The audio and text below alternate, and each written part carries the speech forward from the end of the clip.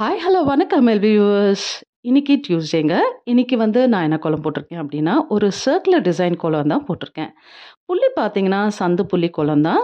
5ல தொடங்கி 3ல முடியிற மாதிரி. போலுமே கலர்ஸ் குடுத்துருக்கேன். ஃபுல் வீடியோவும் பாருங்க. கோலம் பிடிச்சிருந்தா லைக் பண்ணுங்க, கமெண்ட் பண்ணுங்க. இதுவரைக்கும் சப்ஸ்கிரைப் பண்ணல அப்படின்னா, சப்ஸ்கிரைப்பும் பண்ணிக்கோங்க.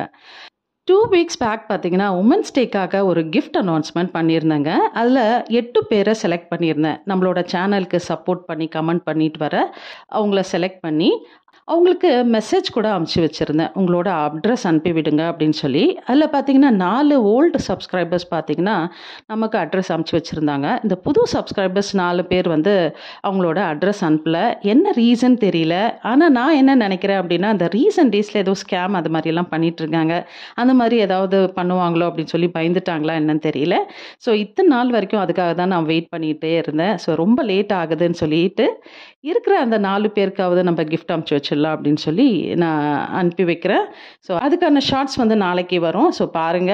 இது வந்து ஜஸ்ட் டோக்கன் ஆஃப் லவ் தான். ஸோ உங்களோட சப்போர்ட்டை எப்போவுமே எனக்கு காட்டிகிட்டே இருங்க. தேங்க்யூ. அண்ட் நேற்று கதையோட தொடர்ச்சியை இப்போ பார்க்கலாம் வாங்க. அந்த பெண்மணி 3 குழந்தைங்களையும் கூட்டிட்டு அந்த ஓனர் வீட்டுக்கு வராங்க. எப்பவும் போல அவங்க தரையில உட்கார்றாங்க. இத பார்த்த பிறகு அந்த ஓனர் அம்மா பசங்கள ரொம்ப வற்புறுத்தி சேர் மேல உட்கார வைக்கிறாங்க.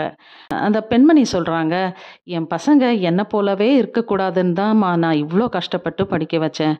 ஒரு முறை என்ன ஆச்சு அப்படின்னா, பெரிய பொண்ணு 7வது படிக்கும்போது, அவள வந்து ஸ்கூல்ல இருந்து நிறுத்தி என் கூட வேலைக்கு கூட்டிட்டு போனேன். மறுநாளே அந்த டீச்சர் வீட்டுக்கு வந்துட்டாங்க. நல்லா படிக்கிற பொண்ண ஸ்கூல்ல இருந்து நிறுத்தி உன்னோட வேலைக்கு கூட்டிட்டு போறியா? உன் பொண்ணு உன்ன மாதிரி இருக்கணும்னு நினைக்கிறியா? இல்ல படிச்சு பெரிய ஆளா வரணும்னு நினைக்கிறியா? அப்படின்னு சொல்லி என்ன கேட்டாங்க. அன்னைக்கு தாம்மா நான் முடிவு பண்ணேன். என் பசங்க என்ன போல இருக்கக்கூடாது. நல்லா படிச்சு பெரிய ஆளா வரணும்னு சொல்லி 2 வீட்ல எக்ஸ்ட்ராவா வேலை செய்ய ஆரம்பிச்சு, என் 3 குழந்தைங்களையும் படிக்க வைக்கிறேம்மா. இன்னைக்கு குழந்தைங்க சேர் மேல உட்காரும்போது எனக்கு பார்க்கறதுக்கு ரொம்ப சந்தோஷமாவும், பெருமையாவும் இருக்குமா அப்படின்னு சொல்லி சொல்றாங்க. எப்படி இருக்காரு உன்னோட புருஷன் இப்போ அப்படின்னு சொல்லி கேட்டதுக்கு, அவர் இப்ப கொஞ்சம் கொஞ்சமா மாறிட்டே வராருமா. எல்லாருமே பொண்ணுங்கள வந்து பாராட்டி பெருமையா பேசும்போது, அவருக்கே ஒரு குற்ற உணர்ச்சியா இருக்கு. அதனால இப்ப கொஞ்சம் கொஞ்சம் குடிக்கிறத நிறுத்தியிருக்காரு. மனுஷனும் கொஞ்சம் கொஞ்சம் மாறிட்டே வராருமா. சந்தோஷமாவும் இருக்கு. இவங்களுக்கு கல்யாணம் ஆகி போன பிறகு எனக்கு அவரு, அவரு எனக்குமா. வேற யார் இருக்காங்க எங்களுக்கு அப்படின்னு சொல்லி சொல்றாங்க.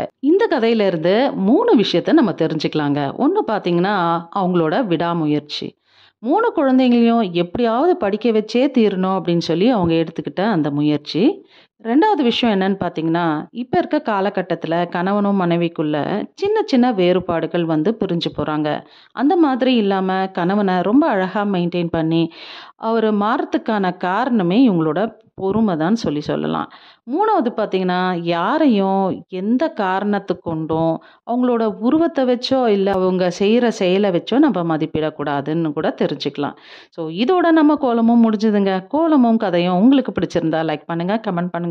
இதுவரைக்கும் சப்ஸ்கிரைப் பண்ணல அப்படின்னா சப்ஸ்கிரைப் பண்ணிக்கோங்க. நாளைக்கு இன்னொரு கோலத்துல உங்கள சந்திக்கும் வரை நன்றி, வணக்கம்.